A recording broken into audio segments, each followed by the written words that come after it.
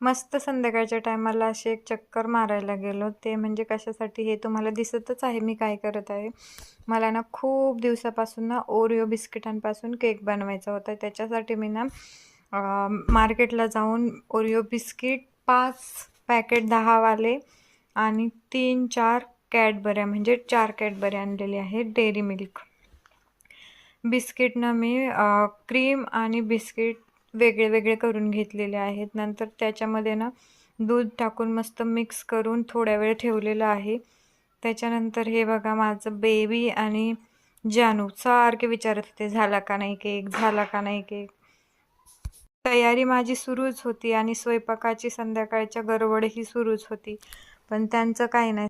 Mamma झाला का नाही केक ही गडबड सुरूच होती विचारण्याची. उत्सुक खूप होते. खूप दिवसाच्या नंतर ना मी त्याला बोलले होते की बाळा आपण केक बनवूयात. मग लगेच बटर पेपर नव्हता त्याच्यामुळे ना मी नोटबुकचा पेपर घेतला कट करून आणि त्याच्यावर तेल लावून घेतलं आणि लगेच त्याच्यामध्ये ते बॅटर टाकून घेतलं.